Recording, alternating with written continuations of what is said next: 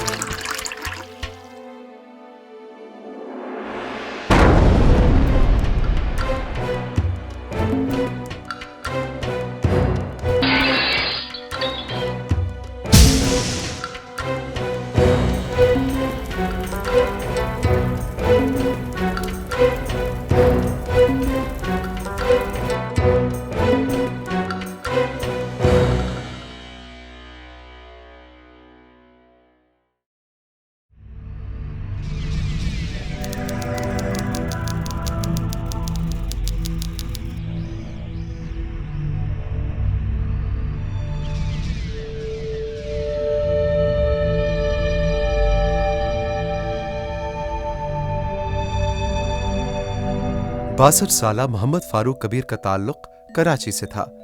वो तालीम के शोबे से मुंसलिक थे और गुज़िश्ता 40 सालों से रज़ाकाराना तौर पर अपनी खिदमात सरंजाम दे रहे थे।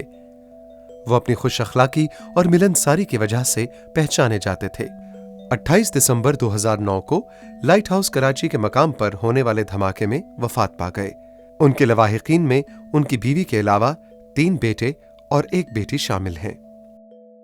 अगर कभी गुस्सा करते या कभी कुछ कह भी देते ना, तो थोड़ी देर के बाद उनको पता भी नहीं होता, चाहे वो हम हों या कोई भी हों, तो उसके साथ पता भी नहीं होगा कि कभी उन्होंने गुस्सा भी किया है। मेरे वालिद, मेरे दोस्त, मेरे हमदर्द और मेरे हर चीज़ में काम आते थे।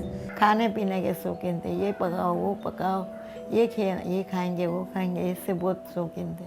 हमें नहीं मालूम था कि हमारे वालिद साहब कितने घर की किफ़ालत करते थे। सिर्फ हमारे घर के नहीं, हमारे अलावा भी घरों की किफ़ालत करते थे। तो उस गोरकन को बाकायदा कह कर आए थे उस रोज़ हमारे सामने कहा कि तुम मेरे लिए भी 4 कमरे तैयार रखवाना। सुबह उठे, नाश्ता किया, फिर मैं तो नहीं थी घर में, मिलाद में गई हुई थी। कब्रिस्तान से आए तो फिर तो हम इंतज़ार करते थे, तो 4 बजे बम फूटा तो हम ढूंढने लगे बच्चे के, मेरे बाप तो वहीं होएंगे। असर की नमाज का वक्फा होने वाला था और अचानक से एक ज़ोरदार धमाका हुआ और ज़मीन लरज़ उठी। देखते ही देखते आगे पीछे आग के गोले बिखर गए, चैन ज़ख्मी बिखर गए। हम भी वहीं पे मौजूद थे, हमने इनको बहुत ट्रेस किया इनके मोबाइल पर, लेकिन वो हमें नहीं मिले। हमने इनके दोस्तों को फ़ोन किया, दोस्त से पता चला कि बम ब्लास्ट हो गया और आपके वालिद ज़ख्मी हुए हैं, जिनको हम सिविल हॉस्पिटल भेजे। जब हम सेवल पहुँचे और वहाँ तो एक अजीब ही मंज़र था और ऐसी यानी क़यामत सुगरा के तरह हालात थे। फिर मैं सबसे बड़े भाई फयाज़ कबीर को देखा। इसके बाद जब डेड बॉडी मेरे सामने आई, उस वक्त तो मैंने ज़ब्त किया हुआ था, लेकिन जब डेड बॉडी आई तो उस वक्त मुझसे ज़ब्त नहीं हो पाया।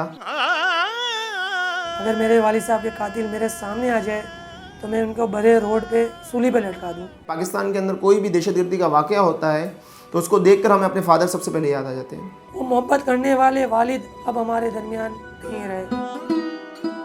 ये होता था, ये क्या है, देख ही नहीं सकती थी मैं। वो जो थे तो वो हमें वक्तन फ़वक्तन अपनी बातों से, अपने अहकामात से हमें गाइड करते रहते थे। वो एक अंदाज़ इनका था कि कभी गुस्सा हमारी अपनी इस्लाह के लिए होता था, लेकिन उस गुस्से के बाद जो प्यार से बात हमसे करते थे तो वो चीज़ बहुत अब भी याद आती है। मेरे को कुछ पता ही नहीं था, होश ही नहीं था, मैं ऐसी पागल जैसे हो गई थी। मैं देखती रहती थी ये क्या हो रहा है, या क्या हो रहा है अचानक।